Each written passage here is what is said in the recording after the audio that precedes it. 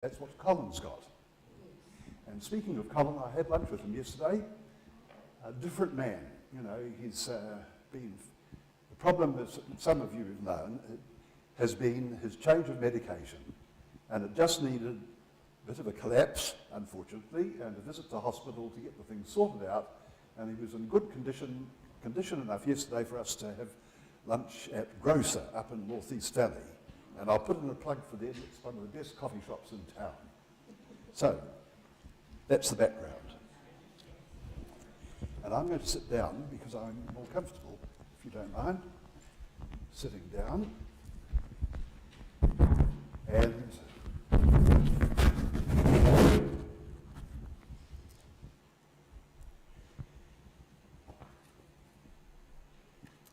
most fairy stories start off once upon a time. Adventure stories can start off with, does a phrase occur? It was a dark and stormy night. And that's how I'm going to start. And my only long quotation is this. It happened in February 1736. And John Wesley was on his way across the Atlantic with 600 or 700 other people on the way to Georgia, where he was going to become, he thought, a missionary. At 7, I went to the Germans. By that he means the group of Moravian, which was a pietistic group, who were also travelling. I'd long before observed the great seriousness of their behaviour. Of their humility, they had given a continual proof by performing those servile offices for the other passengers, which none of the English would undertake, for which they desired and would receive no pay, saying it was good for their proud hearts, and their loving Saviour had done more for them. Every day had given them occasion of showing a meekness which no injury could move. If they were pushed, struck, or thrown down, by the way, this is all John Wesley's journal. If they were pushed, struck, or thrown down, they rose again and went away, but no complaint was found in their mouth. There was now an opportunity of trying whether they were delivered from the spirit of fear, as well as from that of pride, anger, and revenge. And here's the dark and stormy night. In the midst of the psalm wherewith their service began, the sea broke over, split the mainsail to pieces, covered the ship, and poured in between the decks, as if the great deep had already swallowed us. A terrible screaming began among the English. The Germans calmly sang. I asked one of them afterwards, "Was you not afraid?" He answered, "I thank God, no." I asked, "But were not your women and children afraid?" He replied mildly, "No, our women and children are not afraid to die." From them, I went to their crying, trembling neighbours and pointed out to them the difference in the hour of trial between him that feareth God and him that feareth him not. At 12, the wind fell. Hear this. This was the most glorious day which I have hitherto seen.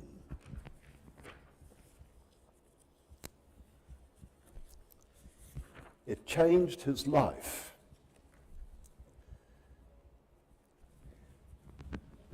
I'm not going to start at the time of the mission in New Zealand. I'm going to go back earlier, at least 100 years, but not in any great detail.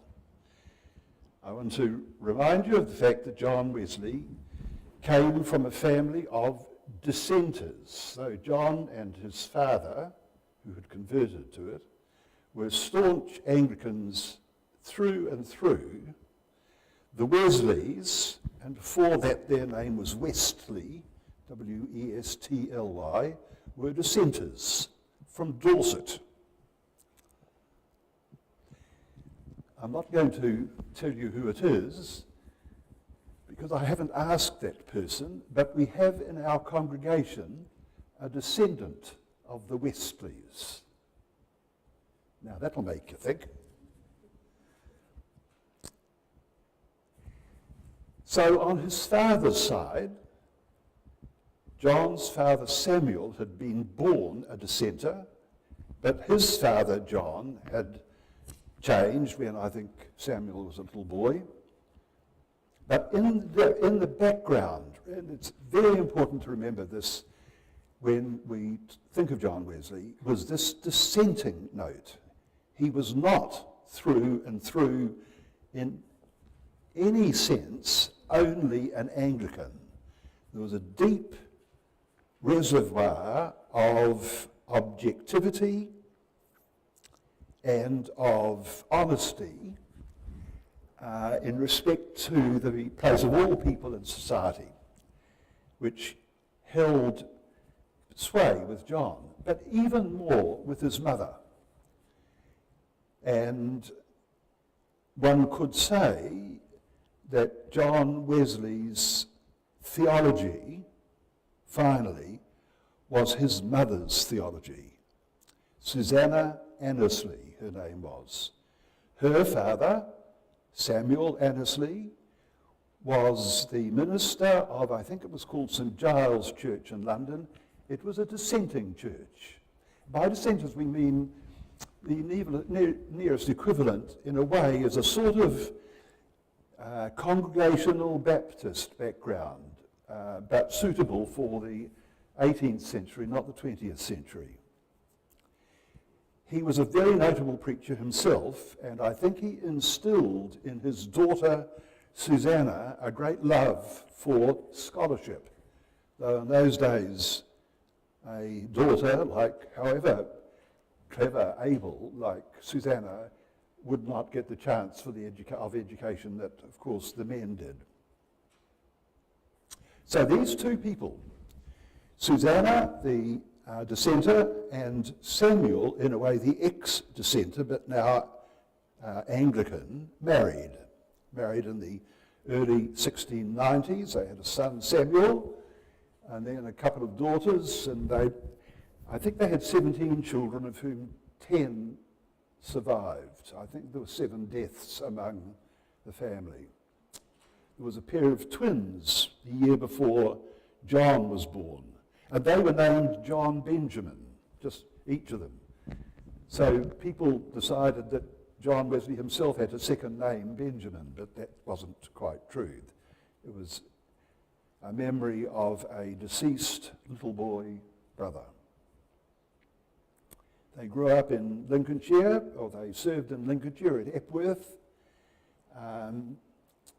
They were, as you can imagine, sometimes ill-matched because they were such strong characters, each of them.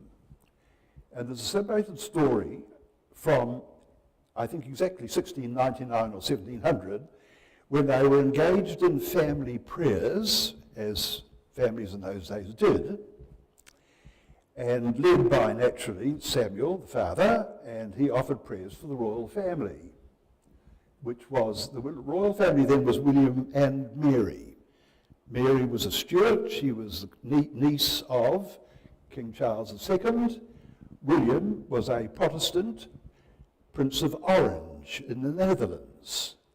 And when it came to the prayers, she did not say Amen, because she didn't agree with William being named as part of the royal family. Samuel's response was to say, well, if we can't pray together, I'm leaving. So he went off to London and spent a long time there, well, at least a year there. He had a job with what was called the Convention, the Anglican sort of administrative centre. He came back eventually, and John was the result of that reuniting. It was Susanna who educated John. It was Susanna, who recognised in John, it could be said, the person that she could in whom she could create the sort of ministry that she believed the church needed. She engaged in what was called conversations, still a word, conferences. Every week she had a conference with her children. Mostly it was with two at a time because there were so many children. But with John, on a Thursday, she had John to herself. And that's why I could say, as I would imagine the vast majority of Wesley scholars would also say, that that's where John learned his theology. Much more there than he did at Oxford University. It was an enormous influence. And it remained until Susanna's death, when everything was being established, Wesley type, Methodist type in London in the early 1740s. Susanna had moved to London and was living at the Foundry and still seeing a lot of John and still offering guidance, which he spoke of to the end of his life as being formative. She had, at one stage when Samuel was off to London, been looking through Samuel's library and had come across a book that she hadn't obviously seen before. It had been written by two Danish missionaries, Ziegenbalg and Plutchow. I remember their names. And they were Danish, and it was a story of their mission to a place called Tranquebar on the southeastern coast of India. Just north, if you can picture the map with Ceylon, Sri Lanka at the bottom, it was just north of there. And from our point of view of our friends, our Indian family, not ours, them, who come to church, just down the road. And I wonder whether, in fact, the Tranquebar mission left a memory in their part of India, quite possibly. The story that these two told of their mission was so exciting for Susanna Wesley that she determined literally there and then that that's how she would, so-called, in a way, train John to be a missionary. But that was a mission model which wasn't really in existence in England. It might be it was on the continent, led by a very famous Professor Frank at a university called Halle, who had influenced all these people to mission. Was the idea that when you went to a country, you didn't convert them to your religion, you converted them to their religion, but it was Christian. In other words, you spoke their language. You turned your scriptures into their language. You didn't force it on them, you converted them. A lot of Christianity was, in fact, spread at the point of a sword. That had been the history of the previous 1,000 years. The model that came out of Germany about the year 1700, a bit earlier, was one of conversion of the heart and mind, not conversion by force. And that was the story that these two young men told, vividly obviously, in their book, which Susanna happened to find in Samuel Wesley's study, and which remained with her for the next, this was about 1710 when it happened, for, say, the next 30 years. It's controlled her life, and in its way, set the tone for Methodist mission. He went to Oxford, as you know. He was a fellow of Lincoln College. He was an orthodox student. He was a logician. He had a good mind, John Wesley, exceptionally good mind. He was different from the others, of course, because nobody was going to tell John Wesley what to do. So he decided that he would start, in a sense, his mission work by visiting the prisoners at the local jail. He gathered around him a group of like-minded students. They were called the Holy Club, and then somebody, using a derisive term, called them Methodists, because they did everything at the same time each day, sort of thing. They were that methodical. John, therefore, was acquiring attitudes at Oxford which coloured but didn't overwhelm his own ministry.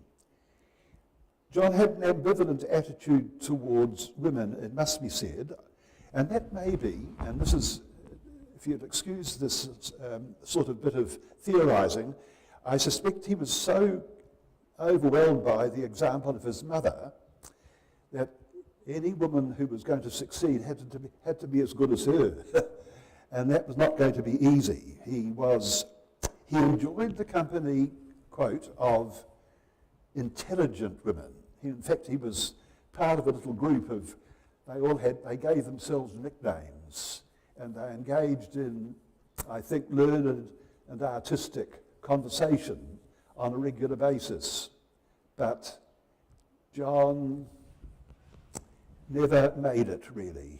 He wasn't made for marriage. Somebody tried to get him when he was in America, but failed. John, I think, was married to his faith, to his particular commitment, lifelong, total commitment to the spread of the gospel.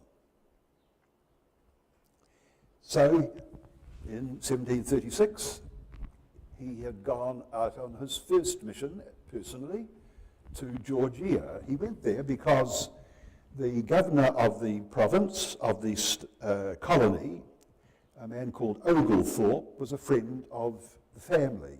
The Wesleys and the Annesleys were sort of well connected, really well connected.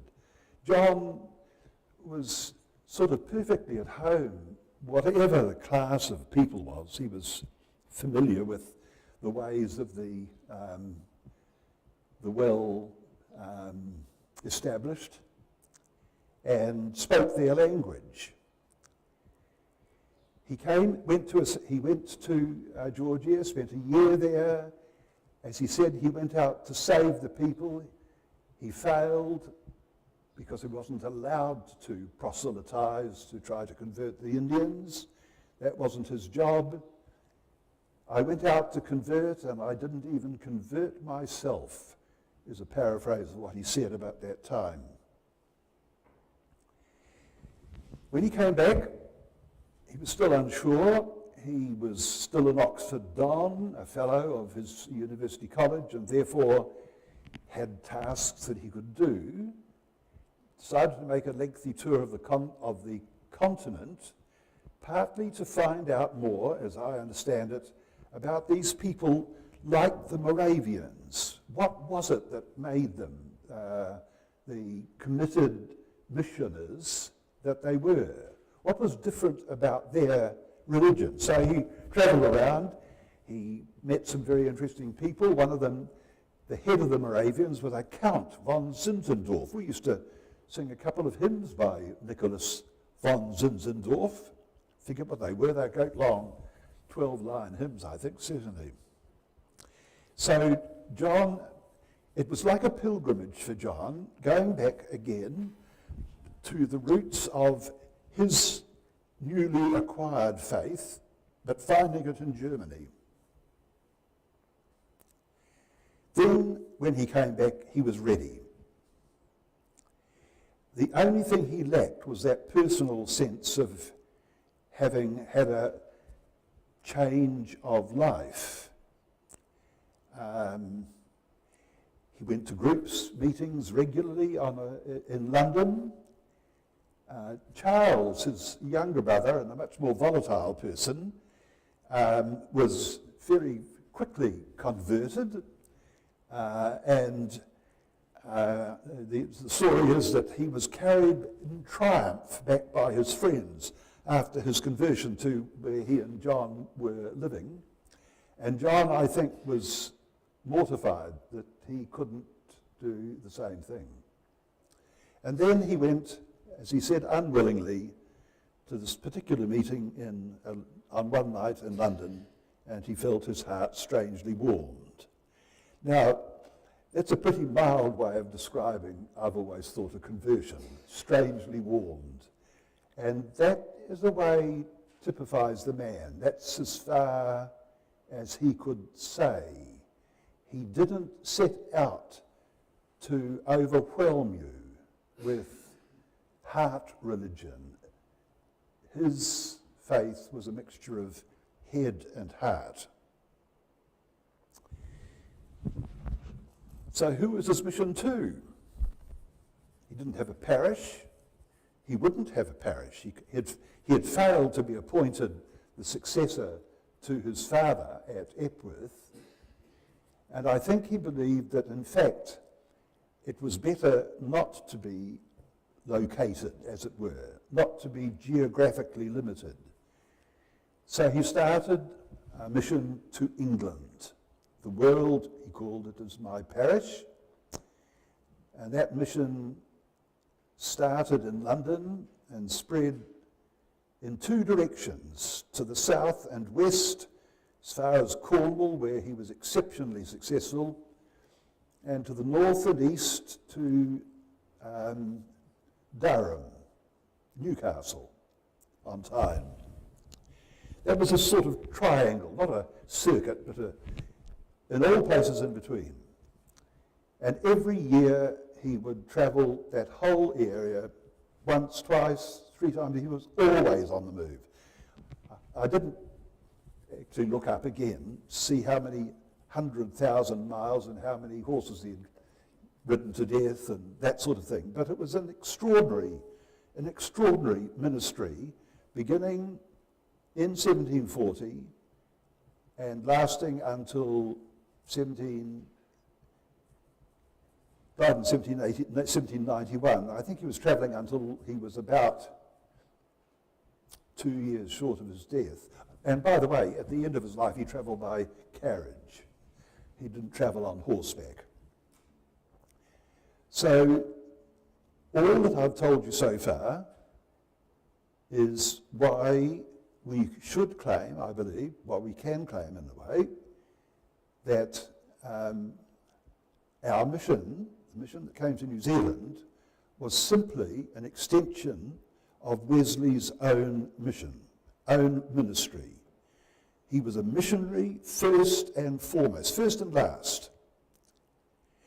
He, in fact, sent missionaries out. Finally, in the 1760s, 1770s, early 1770s, he sent his preachers, some of them, not many, to the United States. No, they weren't called the United States then, to America.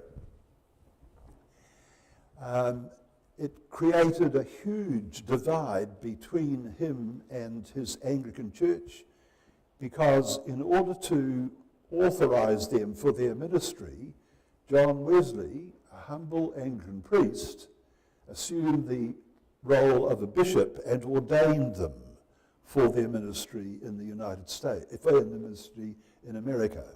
So the mission work started there.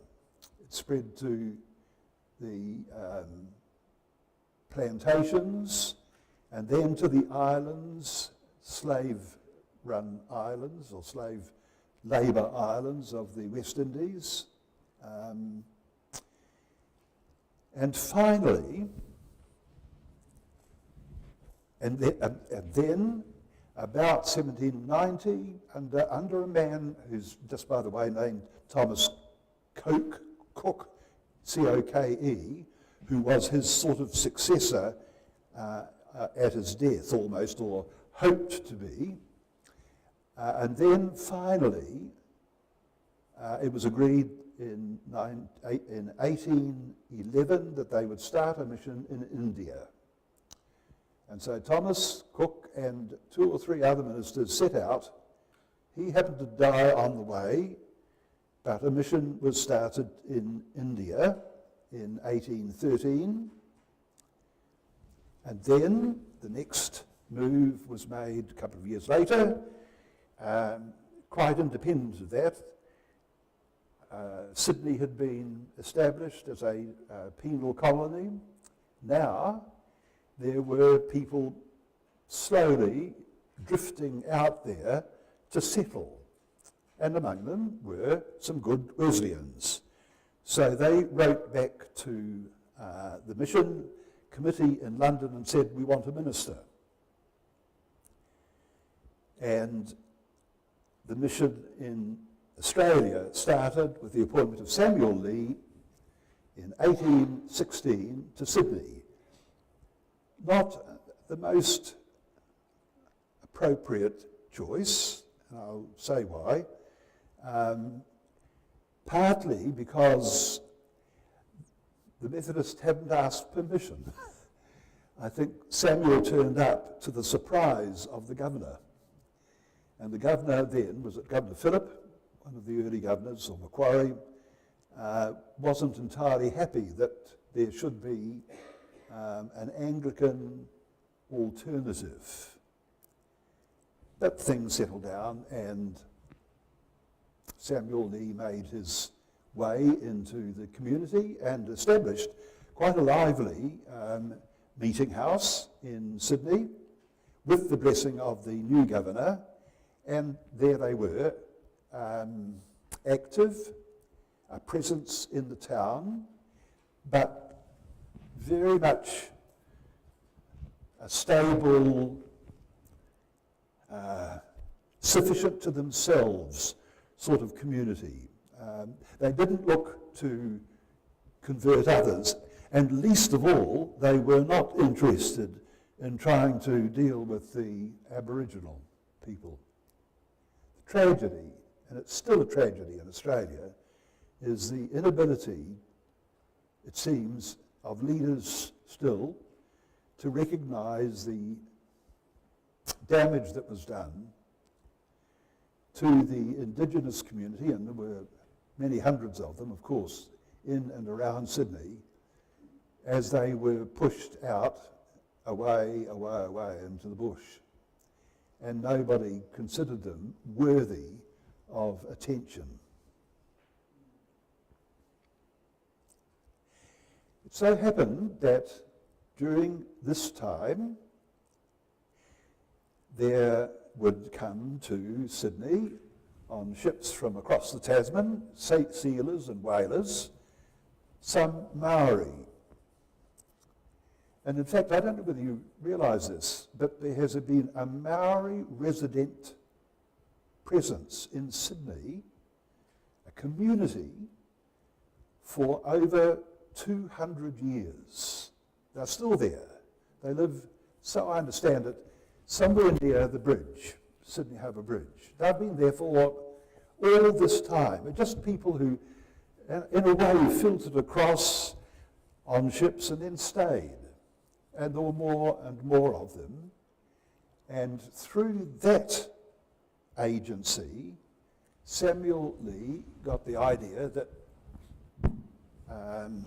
he would like to have a look at New Zealand as a possible mission field. Samuel wasn't a very well man ever out when he was out on the side of the world, and his health was such that he became a bit of a concern to his colleague, Samuel Marsden, who, by the way, himself had Methodist background in Yorkshire. Samuel was very much of a like mind in some ways to Samuel Lee. They had more in common than is recognised often. The fact that we have a mission in New Zealand, I think, has partly to do with Samuel Marsden's sympathy, fellow feeling for Methodists. So, Samuel Lee's health was such that he finally couldn't do his job. Samuel Marsden said, I'm going to visit my friends in New Zealand, would you like to come with me? And Samuel travelled on board the ship to the Bay of Islands, where Marsden, who was literally, symbolically at least, head of the mission, was paying his annual or biennial visit. Samuel Lee, in fact, really did nothing while he was there except convince himself that there should be a mission. He was not well enough, and I don't believe that he was ever sufficiently motivated to take initiatives. He had good ideas, but not to carry them through. So he stayed around the mission, the Anglican mission in North Auckland, Bay of Islands, until boat returned to Sydney. He went back. He engaged in correspondence with the Methodist Mission Committee in London and didn't get a very strong response from them to the idea that they should spend even more money among the, quote, Aboriginals of New Zealand. So he decided to go to England to convince them. Did so. I need to check my dates. Yes, he went to England in 1820, tried to convince Conference that there should be a mission, and they really weren't all that keen, but they said, in effect, if it doesn't cost us anything, you can do it. So Samuel Lee went round the country trying to find people who would give not money, because that wasn't much use, but goods for barter. Because there was no money economy in New Zealand. You know, money didn't work in New Zealand. What you did was to buy your, whatever you needed, your food or your labour or whatever it was, with goods. So he had a sort of shipload of goods, returned to Sydney, and then, having heard that 2 young ministers had been appointed to come, he came to New Zealand to be ready for them. But again, he did nothing about finding a mission station. The Anglicans suggested that he go to Whangarei. He didn't, but when one of these younger ministers came, they had a look at Whangarei, and it was at a time when some of the intertribal conflict had emptied that area of people. So there were no people much living in Whangarei. The alternative, which was suggested, was the one that in fact became the first mission station, Kaio, on the Whangaroa Harbour, much further north.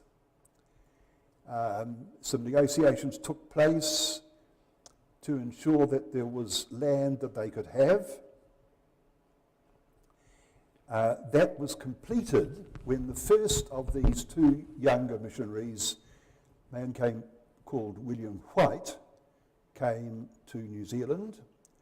William, who's a sort of relative of mine, was a builder or a cabinet maker or whatever from Durham, and a fairly practical man, and he couldn't see the sense of going to a place and starting a mission without actually building a house to live in the first place. So there was a lot of time spent actually in, quote, unproductive work while they tried to make themselves secure in a house which they shared.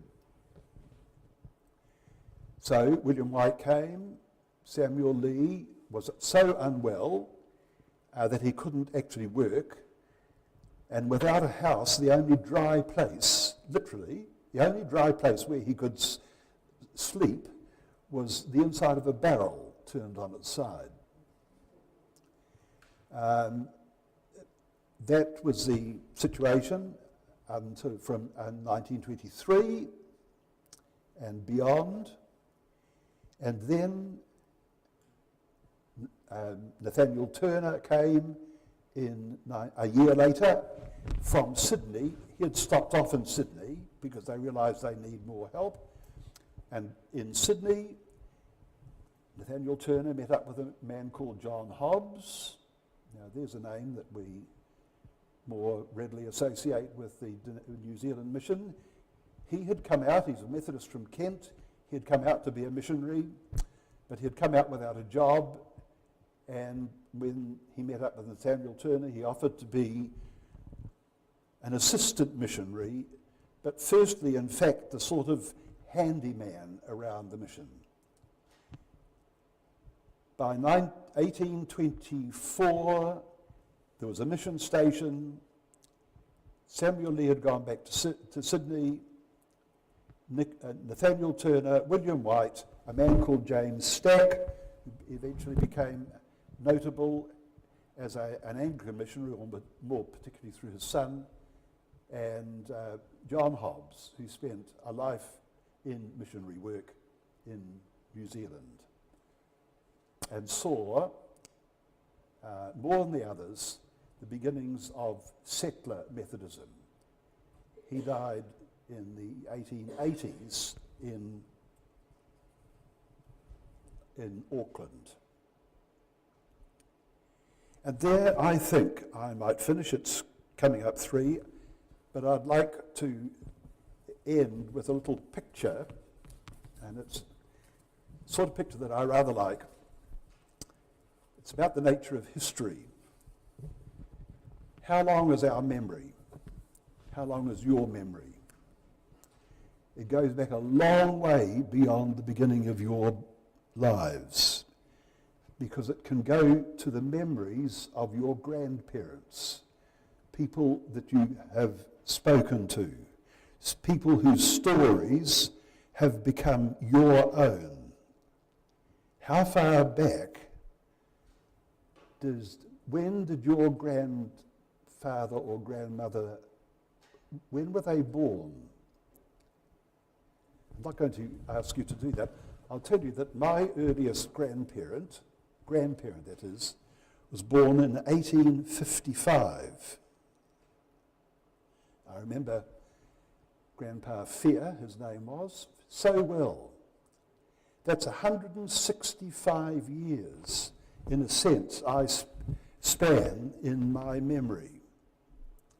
And you, many of you, would have pretty similar sorts of experiences through your grandparents. And it's from them that we learn so often the setting of our histories. Because they told us about the society into which they were born, not just their own family, but the people, what their neighbours did, what their houses looked like, what they were thinking possibly.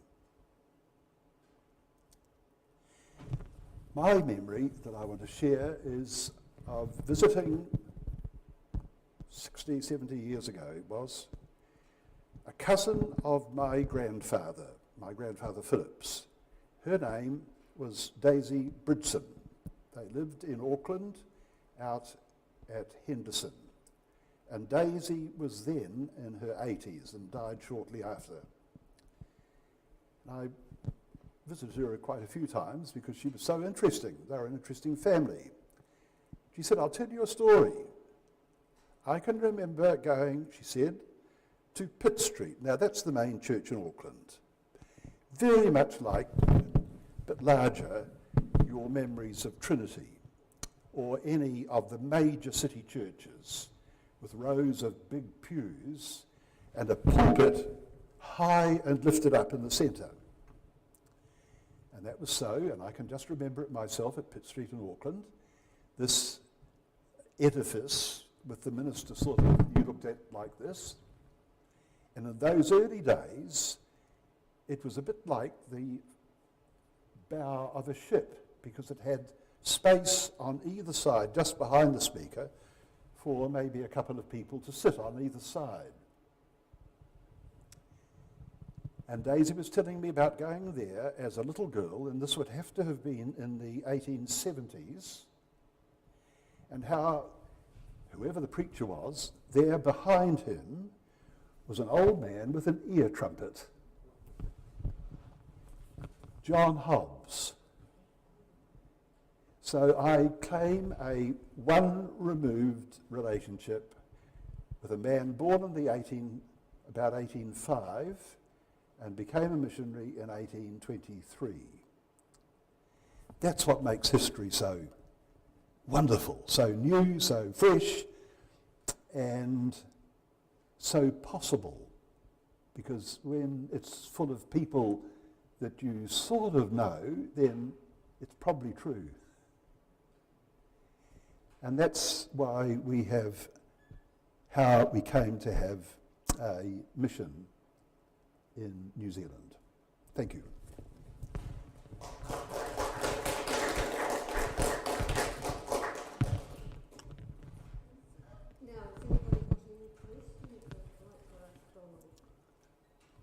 I'd like to know whether any women with these men.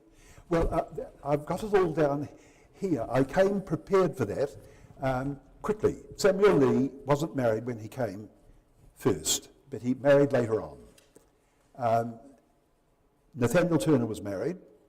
William White couldn't find a wife, went to Australia to find one and failed, then decided to go back to England and married Eliza Lee, her name was, different Lee family. And she was quite a remarkable lady, one of the founders of the YWCA in Auckland. She was a character. William, she didn't deserve William. He was a bit of a, as my family said, he was the black sheep of the family. John Hobbs married Jane Brodgrave from Kent also. Yes, the wives were key, and increasingly, and this is a long answer, but a very important one, in fact, it became evident in the 1820s to the missionary committee that there was a role, there had to be a proper role for a minister's wife. What was it? Midwife. And they received training eventually at what they was called a lying-in hospital in London. So the wives, and I suspect this was true of them all, had an extraordinary role in the relationship with the Maori community at that family level. Mrs. Watt.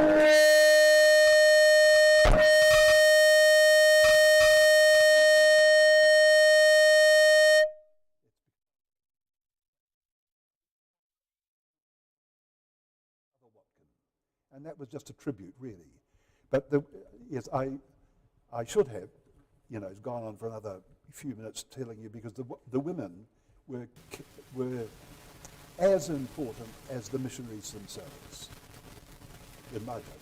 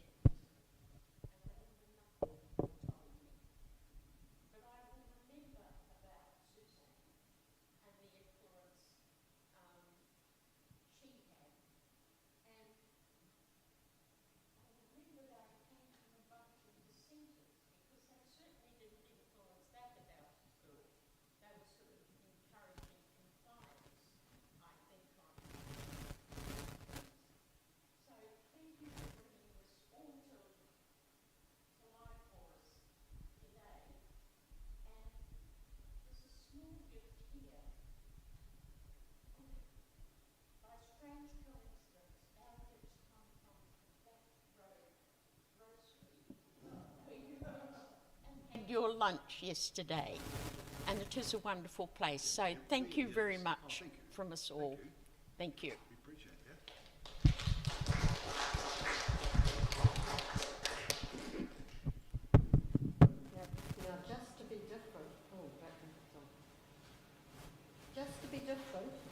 because we've been hearing about the early Methodists, we think we will do something that we used to do at Women's Fellowship meetings.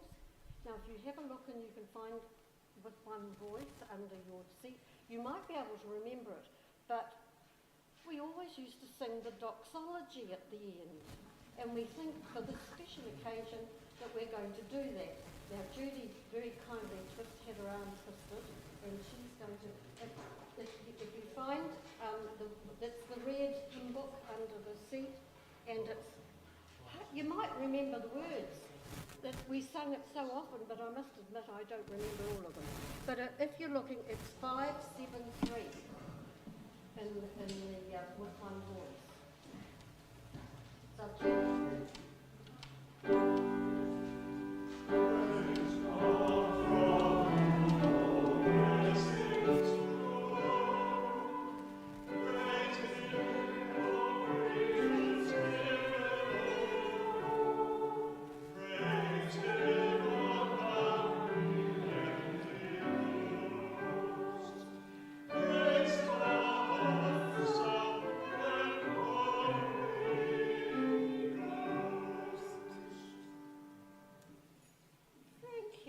That was lovely. Now, we have afternoon tea is through in the lounge.